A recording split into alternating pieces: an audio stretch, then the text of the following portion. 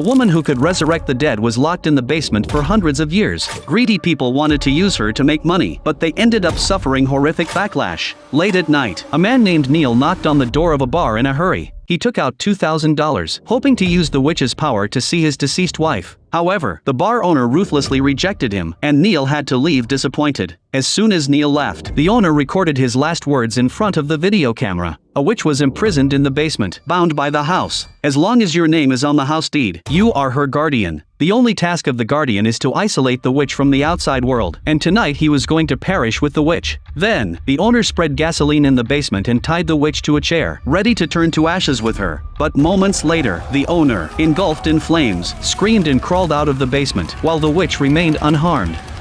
Soon after, a girl named Iris, worried about her rent, received a call from a lawyer. It turned out the owner who was burned to death was Iris's father, and according to the will, the house was to be transferred to her. Iris went to the morgue and saw her father's horribly disfigured corpse. Since her father had neglected Iris all her life, she had long lost any affection for him and left in a hurry. The lawyer took Iris to the bar, had her sign the deed, and then gave her a videotape. Although her father left her no money, having the bar meant she no longer had to worry about a place to live. But that very night, Iris was awakened by a strange noise. She cautiously went downstairs to check and found a man sneaking around in panic. Wait, it's alright. Keep away from me! Stay the hell away from me! The man, claiming to be Neil, offered $4,000 to see his wife. Since Iris had not yet watched the video left by her father, she did not know what was in the basement. So, she accepted Neil's money and told him to come back the next day. Iris went back to her room to sort through her father's belongings, found a photo of her childhood, and the key to the basement. Iris invited her friend Katie to the bar and told her about Neil. Iris naively thought Neil just wanted to have some fun in the basement. The next day, Neil arrived as promised, and the three went down to the basement together. There were two chairs facing each other, and behind the chairs was a large hole in the wall. Beyond the hole was darkness, unfathomable. If you're in that, come out. Iris thought Neil had been scammed, but the next moment, a real witch appeared at the mouth of the hole. The witch, with a sack over her head, walked straight towards Iris. Stop! Don't touch me! The witch actually obeyed Iris's instructions. Iris ordered her to sit in the chair, and Neil handed her a ring. The witch has the ability to communicate with the dead but needs to swallow an item that belonged to the deceased during their lifetime. After swallowing the ring, the witch's body began to undergo violent changes. However, when Neil removed her hood, he was stunned on the spot.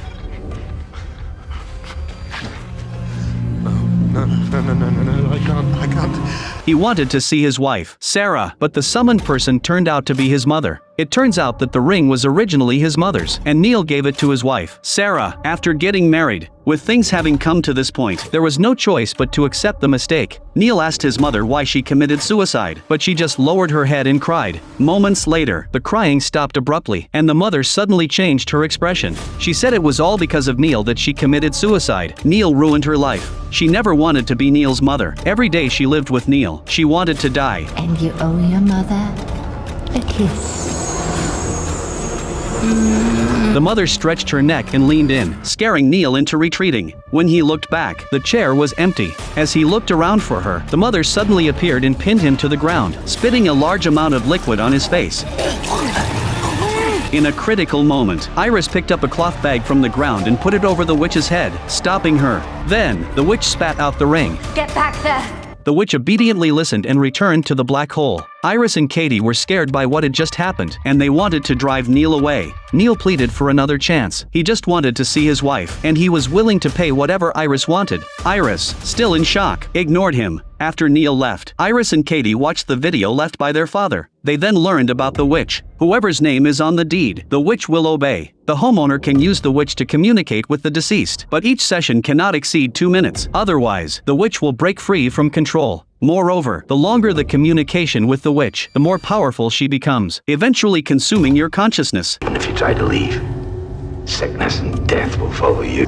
Our spells float up from the basement like ghosts. The father repeatedly emphasized in the video not to use the witch's power, but Iris was blinded by money. Just by letting Neil communicate with his wife a few more times, she could make a large sum of money in just a few days. Katie, worried about danger, urged Iris to leave immediately because her father was burned to death by backlash. But Iris thought there would be no problem in the short term. Neil's rich, he said he'll pay whatever. This is for us. You could study law, and I could start my art studio. Seeing her determined, Katie decided to stay with her. since the witch would listen to Iris. She wrote "Do not cross" on the steps of the basement to prevent the witch from escaping. Then Iris went to find Neil, leaving Katie in the bar. Katie, still worried, blocked the basement door with a gas cylinder. But just as she turned her head, the picture frame on the wall fell. Katie walked over nervously and picked up the photo from the ground. The person on the left in the photo was the lawyer who helped Iris transfer the house, and the person on the right was a stranger, with their names on the back. Katie carefully reviewed the deed and discovered that the stranger was Otto, the bar's original owner. Meanwhile, Iris negotiated a price with Neil, and they returned to the basement. Neil took out his wife's necklace and gave it to the witch, who then transformed into Sarah's appearance. However, Neil's purpose in seeing Sarah was not out of longing. He suspected his wife had an affair during her lifetime, so he asked her who the other man was, but his wife refused to say. Until the 2-minute limit was up, Sarah did not admit it, and immediately after, Sarah was completely controlled by the witch. There was no other man, Neil. I just couldn't stand the thought of being with you any longer. That's enough. Stop! Suddenly, the chandelier above began to flicker non-stop. The witch rushed up, pinned Iris down, and covered her mouth to prevent her from giving orders. Iris struggled to say "let me go," which made the witch stop. I am your guardian. You have to listen to me. You still don't understand. We are both prisoners. Neil still did not get the answer he wanted this time. He wanted to try again but was driven away by Katie. Exhausted, Iris and Katie fell asleep deeply, but in the middle of the night, Iris discovered that Katie was gone. When Iris went to the basement to look for Katie, she saw her dead father. The father urged her to leave quickly, then walked towards the black hole himself. Iris stopped her father and noticed something strange on his face. The father actually tore off his entire face, and underneath was the witch. Iris grabbed the witch's neck and asked her what she had done to her father. But the witch did not resist. Instead, Iris began to suffocate. She tore off the witch's hood and discovered that the person underneath was herself. Iris suddenly woke up from the dream, not knowing when. The key to the basement was tightly wrapped around her neck. Fortunately, Katie heard her fall and came to check, cutting the rope around her neck. It seems that Iris has already suffered backlash from the witch. She finally felt the danger and decided to find a lawyer to sell the house. But when she came to the lawyer's office again, she found it empty. Katie took out the old photo for Iris to see. Are you sure that's a solicitor on the left? Yeah, so... There's not even a phone number. Just the useless address we've already been to. Katie once again urged her to leave, but Iris still refused. Iris did not want to return to the destitute life of the past. She must get something from this house. Because of the witch's influence, she began to suspect Katie. As soon as I have something for myself, you just want to take it away. You're a crutch. Hearing Iris's words, Katie was heartbroken. She intended to leave alone, but ultimately she could not rest assured about Iris. So, she found the old homeowner Otto's house through the address on the back of the photo. It turns out that Otto had been researching ways to get rid of that witch during his lifetime, and Katie took that research with her. Meanwhile, Iris came to the basement again and saw her dead father through the witch. The father appeared very remorseful. He never intended for Iris to inherit the bar. He left his wife and daughter because he didn't want them involved. The father had tried to escape here but always encountered various accidents, and Iris's mother died as a result. The father told Iris that as long as her name was on the deed, she could not escape from the witch. The only thing she could do was not to use the witch. Iris wanted to burn the deed but found that the flames could not harm it at all. Katie rushed back to the bar in the middle of the night but could not find Iris. At that moment, Iris had fainted in the bathroom. After Katie came to the basement, she still could not find Iris, and the witch appeared behind her at some point. The startled Katie dropped Otto's research materials on the ground, and the witch tore off a piece of paper and swallowed it. Just as Katie was about to flee the basement, the witch had already transformed into Otto, the bar's old owner. Are you Otto Vogler? Why did you bring me back? Katie asked him how to escape from the witch, but Otto said it was impossible to escape. Everything had been predetermined 400 years ago. 400 years ago, a brotherhood discovered a woman who could summon the dead. They tried to use the woman's ability but were rejected by her. So the brotherhood burned the woman as a witch, but death did not take her. After the woman was resurrected, she launched a brutal revenge, and many people died as a result. Later, the brotherhood held a dark ritual and imprisoned the woman in an underground tomb. Until hundreds of years later, the descendants of the brotherhood dug up the woman and used her ability to make money. But these people eventually died in agony from diseases, leaving only the guardian who signed the contract able to control her. Unknowingly, the 2-minute limit had passed, and the witch regained control of the body, ferociously pouncing on Katie.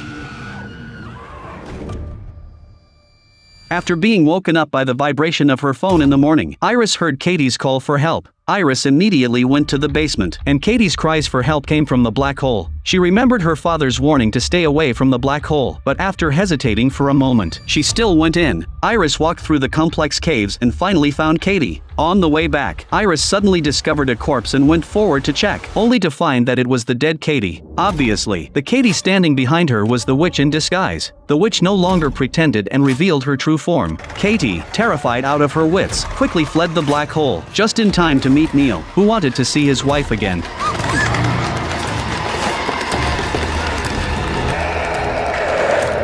Neil gave Iris 2 pills to help calm her emotions. She soon fell into a deep sleep until it was dark. Iris realized that Neil had given her sleeping pills so he could meet the witch alone. So she hurried to the basement and indeed heard Neil negotiating with the witch. Iris never wanted this place, but I do. I can keep you safe. Neil promised the witch that as long as he could communicate with his wife one more time, he would help the witch regain her freedom. After the witch swallowed the relic, she transformed into Sarah again. She questioned Neil whether he had intentionally killed her. Sarah had argued with Neil the day she died. She felt dizzy after leaving home in the car and then had a car accident. She suspected Neil had drugged her drink, leading to her death. I was going to leave you because I was scared of you, of raising my child in that home. It turns out Sarah was pregnant when she died. She gently stroked Neil's face, saying she was willing to return to Neil's side, but they must first get rid of the guardian Iris. I'm not a murderer. But you did kill me. You killed us, you owe us. I did. And what do you think she's going to say when she finds out? She won't know. She already does.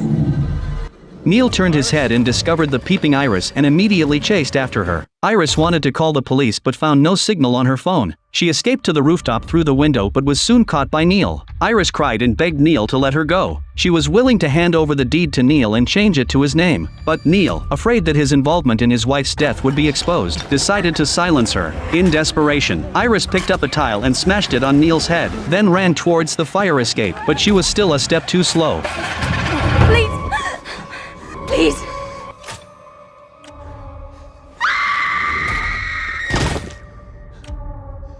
Then Neil moved Iris's body back to the basement and made the witch swallow Iris's phone.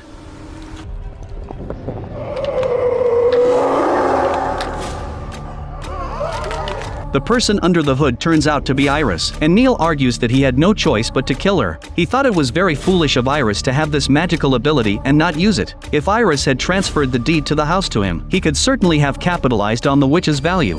I should thank you. My guardian is dead, and you got her back. Do you not understand? My name is still on the deed. I am still her master. And now she is still Iris, still the owner of this body. The witch transformed into Neil's mother and pinned him to the ground, breaking his hands. Then she transformed into Neil's wife, seeking revenge on Neil. Finally, Iris dragged the chair to the severely injured Neil and raised it high. At this moment, Neil realized that from the night he came to the bar to find Iris's father, both he and Iris had already been controlled by the witch. The witch compels them to use her abilities, thus increasing her power constantly. After Iris's father died, the witch lured Iris to the bar and gradually led Neil to kill Iris and take over her body. Goodbye, Neil. After getting rid of Neil, the witch, possessing Iris's body, finally escaped the prison that had confined her for 400 years. As the entire bar was engulfed in flames, the witch would live in this world as Iris.